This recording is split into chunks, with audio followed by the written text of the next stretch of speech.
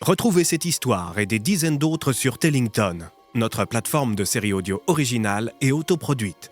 En prenant un abonnement, vous financez notre univers et vous accédez à l'intégralité de notre catalogue. Le lien est dans la description.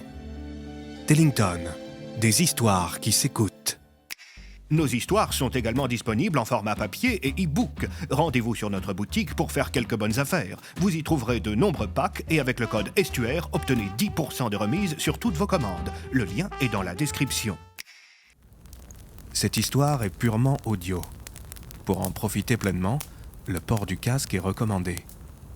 Bonne écoute.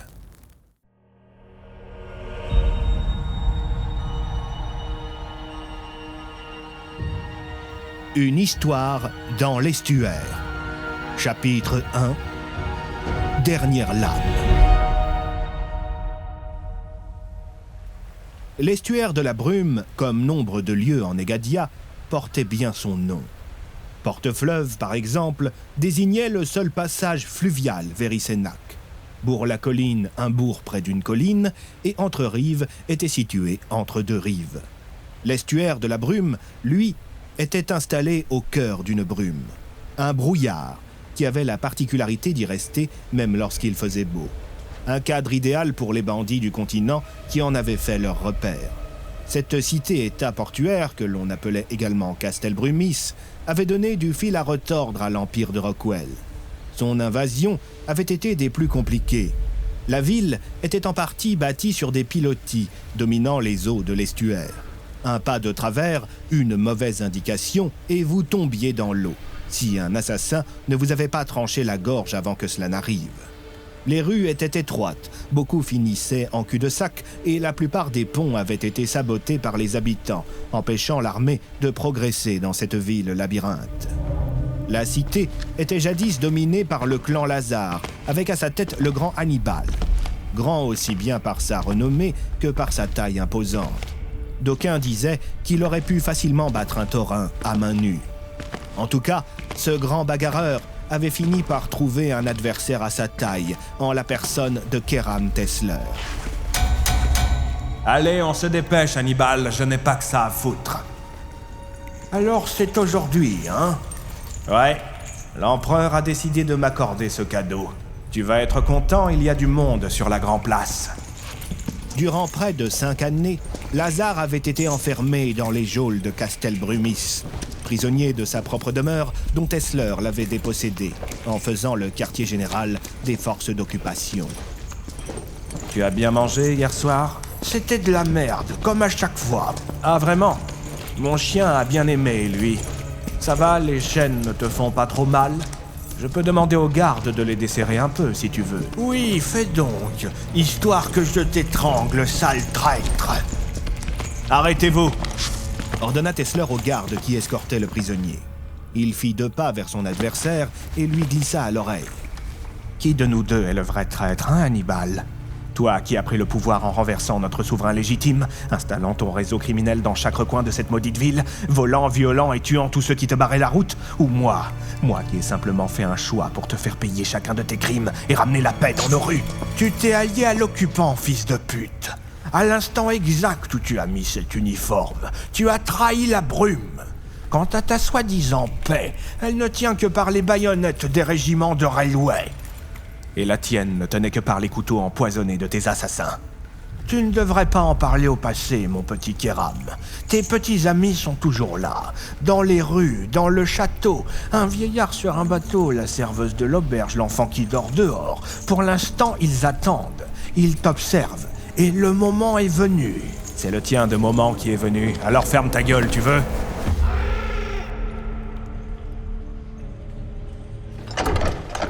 Quand la grande porte du château s'ouvrit, révélant la grande place, Hannibal put voir la foule silencieuse qui était contenue par les Rockwelliens. Un soldat tous les 2 mètres, armé d'un fusil à cristaux magiques. Un sur 2 était tourné vers la foule, l'autre vers la place au centre de laquelle était installé un échafaud. Sur cette grande estrade en bois, patientait un homme portant de grands habits noirs et dont la tête était masquée par un sac en toile, au milieu duquel on avait fait 2 trous pour les yeux. Les planches étaient déjà gorgées de sang. Keram qui, tout comme Hannibal, avait grandi dans l'estuaire, avait tenu à conserver certaines traditions locales, dont celle du bourreau qu'il préférait au peloton d'exécution. Un petit cadeau du généralissime Rotarmin, renouvelé par Railway. Le respect des cultures locales en matière d'exécution publique. « Es-tu sûr d'agir pour l'estuaire en ce moment même ?» demanda Hannibal, tandis qu'on le poussait vers l'échafaud. « Oh que oui !» répondit Tesler, en serrant la main pleine de sang du bourreau, après avoir pris soin d'enlever son gant blanc. « Général !» Dernière lame. Kéram leva sa main tachée de sang, de sorte à ce que la foule puisse la voir. Il se mit à parler à haute voix. « Je rends la justice au nom de l'Empire et de l'estuaire. Conformément à nos traditions anciennes, le condamné passera par le fil de la dernière lame. Puisse sa hache trancher net. Aujourd'hui, à genoux devant vous, se trouve Hannibal, né Lazare, dit Colosse, ancien gouverneur de l'estuaire et surtout assassin, voleur, mutilateur, corrupteur, trafiquant et surtout chef de file des lames brumeuses. Aujourd'hui, nous exécutons un tyran, un homme qui s'est livré à toutes les bassesses pour prendre le contrôle de notre cité, faisant veuves et orphelins dans chaque quartier, dans chaque rue. Vous avez tous perdu un père, une mère, un frère, une sœur ou un ami à cause de cet homme. Aujourd'hui, moi, Kéram né Tesler, général de la régulière et gouverneur d'occupation, mais aussi fils de la brume, je vous rends justice. Hannibal Lazare, avez-vous une dernière parole? Va te faire foutre, Kéram! Ce seront donc vos dernières paroles, répondit le général en sortant sa montre à gousset. Il fit un geste de la tête au bourreau, qui arma sa hache et la fit s'abattre violemment sur le cou d'Hannibal, qui resta digne jusqu'à la fin. Le bourreau prit alors la tête de Lazare par les cheveux. « La dernière lame vous présente Hannibal, né Lazare !» La foule demeura silencieuse, juste des mères masquant les yeux de leurs enfants et quelques âmes sensibles qui tournèrent la tête. Kéram se tourna vers un des soldats qui l'accompagnait. Il regarda de nouveau sa montre. « Faites partir une télétranscription magique. » Le soldat sortit de sa veste un carnet et un crayon de bois. « Je vous écoute, monsieur. » « Hannibal Lazare n'est plus. Stop. Exécuté à midi pile. Stop. Pas de perturbation. Stop. Dispersion de la foule à 12h05. Stop. » « C'est noté, monsieur. »« Bien, faites partir sur le champ. »« À vos ordres, monsieur. » répondit le soldat en faisant claquer ses bottes avant de filer, faisant résonner ses pas sur le parvis, tandis que les premiers badauds commençaient à quitter les lieux.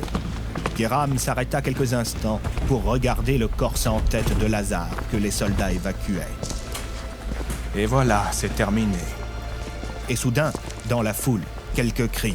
« Va te faire foutre, Kéram !»« Ouais, va te faire foutre !» Face à cet affront, une partie des soldats se précipitèrent vers les fauteurs de troubles avant d'être stoppés par leur chef. « Non, laissez. Ils viennent de perdre un proche. »« Vous aussi, d'ailleurs, Kéram !» lança la voix d'un homme qui se tenait derrière le général. « Généralissime Railway, qu'est-ce que vous faites ici ?»« Je viens rendre visite à l'un de mes généraux. Je n'ai pas le droit ?»« Si, bien sûr. » Railway sortit de sa veste un paquet de cigarettes.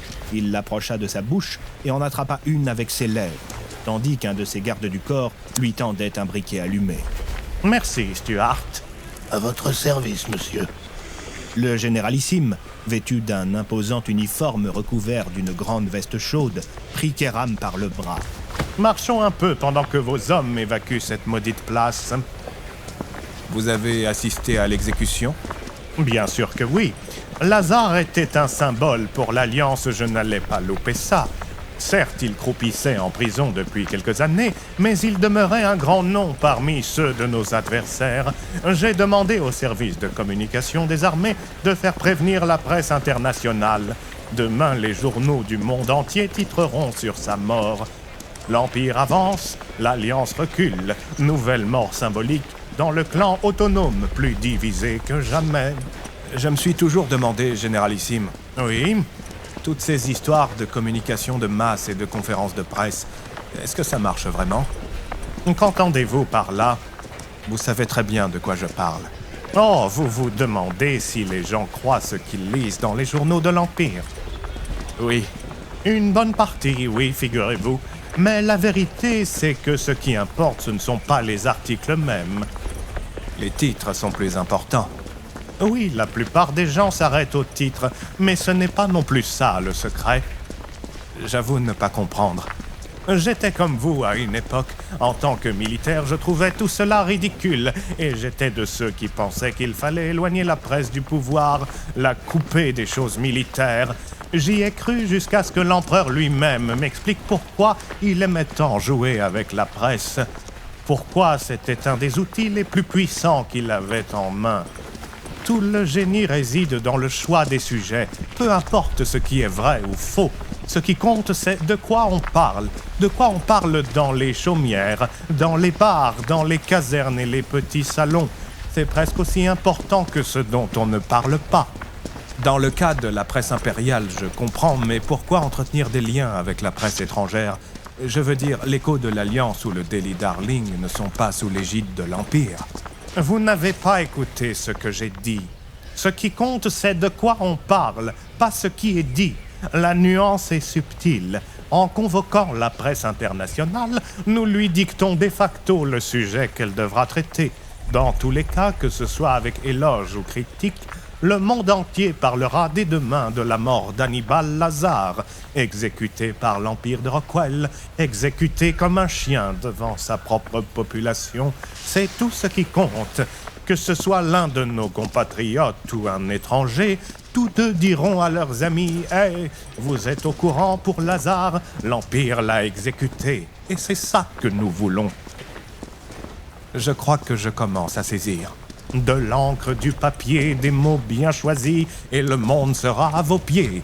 Que la diffusion soit la plus large possible, avec ou sans commentaires, et vos idées seront en un instant répandues sur le monde entier. Voilà qui est bien résumé. De qui est-ce? Un petit duc du nord de Contigny, un petit seigneur sans grande importance, un certain Richard de Rockwell. Vous connaissez? C'est de l'empereur lui-même? Oui, plus je partage de temps avec cet homme, et plus je me rends compte que sa pensée est à la fois complexe et foutrement bien structurée.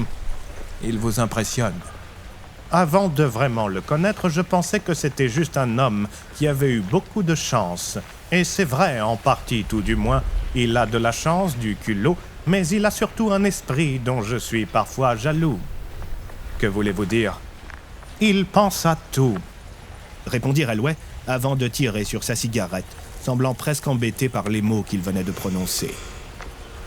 Un silence pesant s'installa et le généralissime reprit. La mort de Lazare vous fait-elle quelque chose, général Tessler? C'était un ennemi de l'Empire et également un ennemi de l'estuaire. Ce n'est pas ma question, répondit sèchement Railway avant de tirer une nouvelle fois sur sa cigarette. Vous voulez dire personnellement? Oui, qu'est-ce que ça vous a fait de mettre à mort l'homme qui vous a élevé?